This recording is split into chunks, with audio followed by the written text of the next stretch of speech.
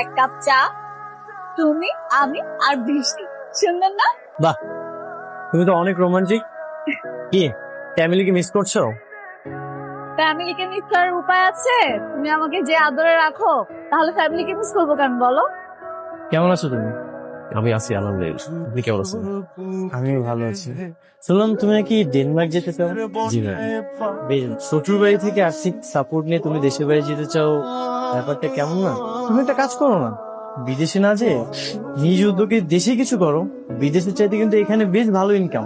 শ্বশুর বাড়ি থেকে আর্থিক সহযোগিতা নেওয়ার মধ্যে কোনো পরিবর্তন নেই। বাবা, চুপ, একদম চুপ। একটা কথা বলবি না তুই। বাবা, আমি তো তোর ফ্যামিলিকে কিছু বলিনি। নিজের বোনের জন্য তো সারা জীবন কোনো কিছু করতে পারে। আর আমি যখন এত কষ্ট করে ওর বিয়েটা করেছি, আজকে তোর জন্য সেই বিয়েটা পর্যন্ত ভেঙে যাচ্ছে। লজ্জা করে না তোর? আমার মেয়েটা খুব কষ্ট পাচ্ছে। আচ্ছা বাবা, টাকায় কি দুনিয়ার সবকিছু?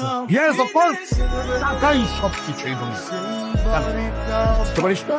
আজকে টাকা থাকলে তোর সাথে তোর শ্বশুর বাড়ির সম্পর্ক, আজকে টাকা থাকলে আমার মেয়েটার বিয়ে এইভাবে ভেঙে যায় না। শাবনাজ, তুমি তোমার ডিসিশন চেঞ্জ করেছো বলে খুব ভালো লাগে। বুঝতে পারছি তোমার খুব খারাপ লাগছে। আস্তে আস্তে সবকিছু করতে করতে তোমার শুয়ে যাও। আপনার ছেলেই টাকাগুলো দিল, বললো যাতে আপনার হাতে তুলে দিই। বলেছে এই টাকাগুলো দিয়ে তিথির বিয়ের ব্যবস্থা করতে। বাবা, আপনার ছেলে ভালো নয়। যে মানুষটার ছোটবেলা থেকে একটাই উদ্দেশ্য ছিল সৎ আর আদর্শবান একটা মানুষ হওয়া, আজ সেই মানুষটা পরিবারের জন্য, তার পরিবারের চাহিদা মেটানোর জন্য অসৎ পথে গেল। যার সততা দেখে আমি মুগ্ধ হয়ে আমার বিলাসী জীবনটা ছেড়ে তার কাছে আসলাম। আজ সেই মানুষটাই অসৎ পথে চলে গেল। বাবা, তুই কোথায়, কেমন আছিস? বাবা, আমি যেখানে আছি অনেক ভালো আছি। আমি জানি আমার শুভ ভালো নেই, আমার ছেলে ভালো নেই, আমি জানি। বাবা,